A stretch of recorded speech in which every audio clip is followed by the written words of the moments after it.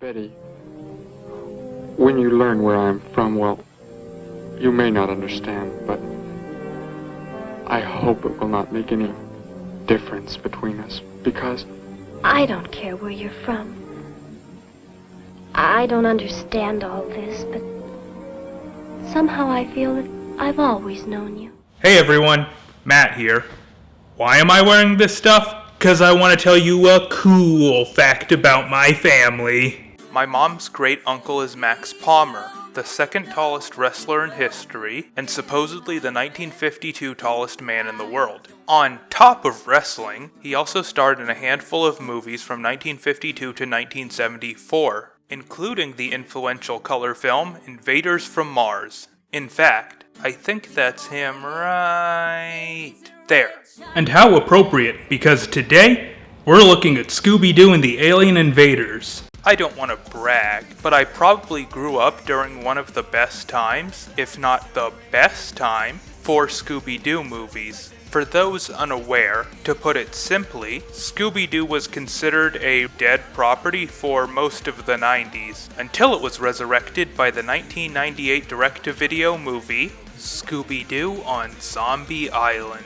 The film was a massive hit and spawned 3 sequels with mostly the same creative team and voice cast behind them: Scooby-Doo and the Witch's Ghost, Scooby-Doo and the Alien Invaders, and Scooby-Doo and the Cyber Chase. And these movies are still talked about today. Zombie Island is a classic for its higher stakes and immensely scary moments. Witch's Ghost is fondly remembered for continuing Zombie Island's legacy and for the Hex Girls, which I totally agree with, and Cyber Chase is infamous for its weak script and for bringing this era of movies to an end. But I can't find as much buzz about Alien Invaders, which I find ironic since I remember it airing on Cartoon Network all the time. Why is that? Well, with Halloween on the horizon and Scoob having come out earlier this year, I figure there's no time like the present to find out.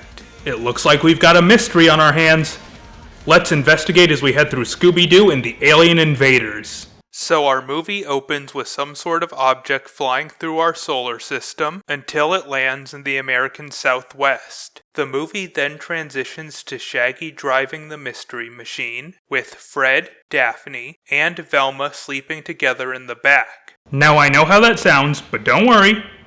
Velma and Daphne are in an open relationship. After Shaggy accidentally crashes the van, Fred, Daphne, and Velma start walking to a nearby town, and Shaggy and Scooby stay to guard the mystery machine. The two of them get a Scooby snack they snuck stolen by a jackalope, and they bump into some aliens after pursuing it. The aliens chase Shaggy and Scooby into town, and then they crash into a diner where the rest of the gang is. After Shaggy and Scooby explain the situation to their friends, the rest of Mystery Inc. gets the town's goings-on from the waitress, Dottie. She tells the gang to talk to a patron named Lester, who was abducted by the aliens once before. Lester claims he has evidence of the aliens and leads the crew back to his house. Once there, Fred, Daphne, and Velma are disappointed that Lester's evidence is just paintings, and then the gang stays the night at Lester's place. Later that night, Scooby and Shaggy get abducted by the aliens, and, after trying to escape, they faint before the aliens can experiment on them, leading the two to wake up in the desert sun. Where are we? You're out in the middle of nowhere, man. This is Crystal and Amber, a nature photographer and her dog. And I'm just gonna say it up front. I really like the relationship between Shaggy and Crystal. Alien Invaders has its fans, and I'm sure it has its naysayers, but I haven't seen anyone argue against the romance in this movie. It's sweet, it's loving, and, at times, it's heartbreaking. Heck, with the exception of some Disney movies, I usually don't like romance in movies, but I eat this relationship up every time I watch it. That said, there are some minor problematic elements in there, so let's get through them real quick. And best of all, she's so tall, like I won't have to reach for high things. She'll cook me all my favorites, 6 or 7 helpings. Like, stand aside, ladies. This is man's work. And even then, I can excuse 2 of those bits when we get to them. Crystal drives Shaggy and Scooby back into town, and they meet up with the rest of Mystery Inc. at the diner. Okay, what's it gonna be? Nothing for me. What? Are you guys serious? I think they're seriously in L-O-V-E. So a love-struck Shaggy begins to fantasize about Crystal, which leads to the song, How Groovy. And this song is just so charming. It's sincere and self-aware in all the ways modern Scooby-Doo should be. And it really allows Mook to flex their animation muscles with all the different stylistic elements. Plus, Scott Innes does a really good job singing in character. Now, like I showed earlier, there are 2 problematic bits in this song, and I think I have an explanation for them. Given some context we get later in the movie, Crystal probably asked Shaggy a lot of questions during the car ride back into town, meaning Shaggy probably wouldn't get many chances to ask his new crush about herself. So, if I had to guess, with those 2 parts, Shaggy is probably just projecting things that a lazy, hungry guy like him would like onto Crystal. While those segments in a vacuum are inexcusable, this song also points out that Shaggy is willing to sacrifice for Crystal too. He doesn't plan on turning her into a submissive little housewife, while he does nothing but eat and laze about. He wants to take her all over the world, share interests, and help her shop, despite how much he dislikes shopping. On top of that, Crystal is far from a doormat, and I feel like in a more low-key setting, she would call Shaggy out if he displayed any toxic behaviors. I think the most important thing in this song, and in the movie as a whole, is that both Shaggy and Crystal realize love is a two-way street, and I think that's a big part of what makes the relationship so enjoyable to watch. So, once the song is over, Shaggy tells the rest of the gang about their experience with the aliens. I wonder why those kids are sticking around town. Relax, Serge. They're just passing through. You are so suspicious. Man, here's something else I like about the 4 Scooby-Doo movies I mentioned. They all have these shots and sequences that make the audience think about who the bad guys are, usually with a little musical sting. In fact, let's marathon all these other bits in the movie now. I already saw your van out by Scorpion Ridge. What were you doing out there anyway? That's a lot of oil there, Max. Yeah, the radio dishes take up a lot.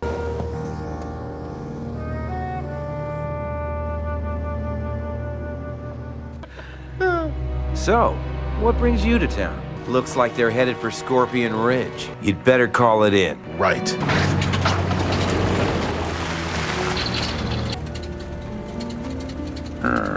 No, I'll get to it this afternoon. Hey, did you notice the green paint on Lester's hands? Alright, all of you who haven't seen the movie before, place your bets now. So after the town's mechanic, Buck, agrees to fix their van, the gang meets Max, a worker at the nearby Self Search for Alien Life Forms station. Velma, Fred, and Daphne go with Max to visit the station, and the freshened up Scooby and Shaggy go with Amber and Crystal to find the jackalope they saw last night. By the way, according to IMDb, you can hear Shaggy talking about Witch's ghost in this shot. Let's listen.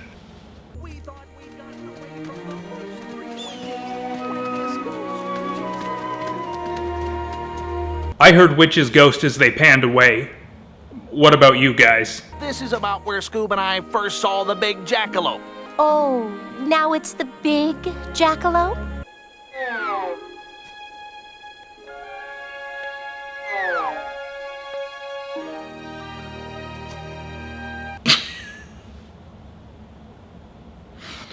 About as subtle as Frozen's shoe size joke. Back at the station, The rest of the gang meet the other two South workers, Laura and Steve. When the gang leaves the station and heads to Scorpion Ridge with Lester, Velma says this to her fellow detectives. Did you notice that they all have dried mud on their shoes? Where would there be mud around here? Especially if you work in that clean facility all day and night. And all that motor oil Max said was for the South dishes? It's the wrong kind for hydraulics. Inside the Scorpion Ridge restricted area, Shaggy, Crystal, Scooby, and Amber swoosh right into where Shaggy and Scooby first saw the aliens. And, at the Ridge's riverbed, instead of finding mud and water, Velma, Fred, and Daphne see piles of rocks and tire tracks that lead directly into an active mine. But after both groups find evidence of gold mining, the aliens attack them, and this leads to the song "The Aliens Are Here." It's no terror time again, but I enjoy it. At the end of the chase, Shaggy, Scooby, Crystal, and Amber slide farther down into the caves, and Fred, Daphne, and Velma get captured by the aliens. But Velma shuts down the aliens' threats. You can give up the hokey alien charade now, Steve. So, you figured it out, huh? So the South workers reveal they stumbled across a gold mother lode in an old Scorpion Ridge mine and dig it up in secret, since the mine is technically on government land designated for another purpose. So what's with the alien costumes? Something to scare the locals so they don't come snooping around. It also explains the mysterious sounds of our drilling and blasting. We bought this chopper with some of the gold money, and we dressed it up to look like a UFO. It's amazing what a few lights and a Hollywood sound effects CD can do. How do you like our spaceship interior? But right as the South workers are about to drop Velma, Fred, and Daphne down a pit, the Groovy Force show up to take them and the fake MPs they hired down. Shaggy and Scooby, despite their best efforts, immediately get ready for knuckle sandwiches. But Crystal and Amber have a little trick up their sleeves.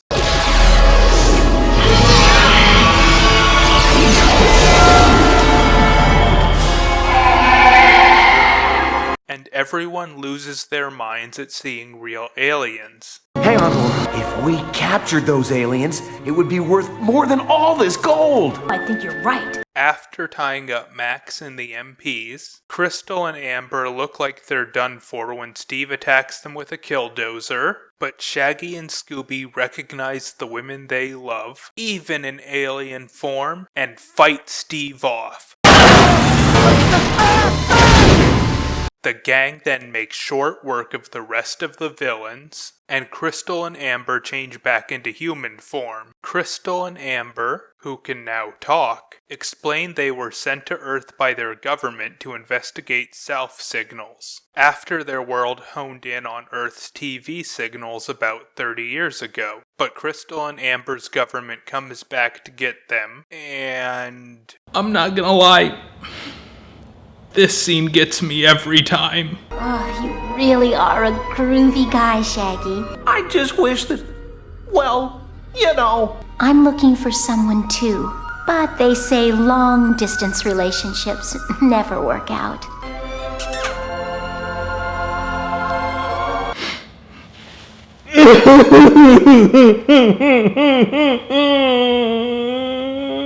So Crystal and Amber head back home, and the bad guys are hauled off by law enforcement. The gang then gets a now repaired mystery machine back, but they can't help but notice how Shaggy and Scooby are feeling. Hey, you guys okay? Like, we're just completely destroyed. That's all. Mood. Luckily, Velma has a plan. It's mine! It's mine! Wow, that didn't take long.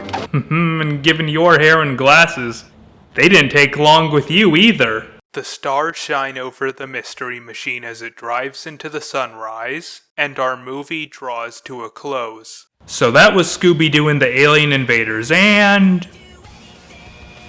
it's about as good as I remember. Let's start with what's bad about the movie. It's pretty padded. Dottie's crush on Fred goes nowhere. The MPs are barely characters, and though I like where the writers go with him, Buck is just a late-in-the-game red herring. I'm also not the biggest fan of this movie's setting. Compared to the wooded vistas and darkness of the previous two movies, whenever I think of this movie, I picture a lot of sunlight, caves, and desert, none of which I find scary. But hey, I wouldn't be talking about this movie if there wasn't also a lot of good. Beyond the animation and the love story, both of which I've probably praised to no end, I really do like this voice cast. Like I said, most of them were in the previous two movies and didn't lose a step. I also appreciate the big risks this movie took, like that Crystal and Amber were the real aliens. It's a nice inversion of the usual real monster threat these movies had.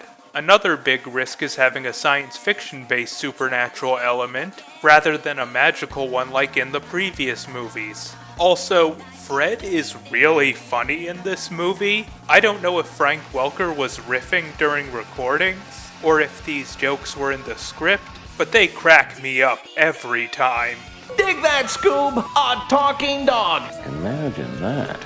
Overall, I think this movie isn't talked about that much because it's kind of a mixed bag, mostly with stuff that really works and some stuff that doesn't. Regardless, it's still one of the best Scooby-Doo movies I've ever seen, and if it's your favorite, I can totally see why. If you haven't seen this movie yet, you should check it out. There's a lot to love in The Final Frontier. Huh, what's this? An Animaniacs reboot in November. Well, I'll just deal with that in due time. Hey everyone, Matt again. Thanks for watching my video on Scooby-Doo and the Alien Invaders. If you like this video, please leave a like, share it with whoever you think might enjoy it, and subscribe to my channel. If you really liked this video, please consider supporting my Patreon or making a one-time donation on Ko-fi. I also have a Twitter and an Instagram that you can follow for all the latest updates on my videos. All those links are in the description. Thanks again, and I'll see you next time.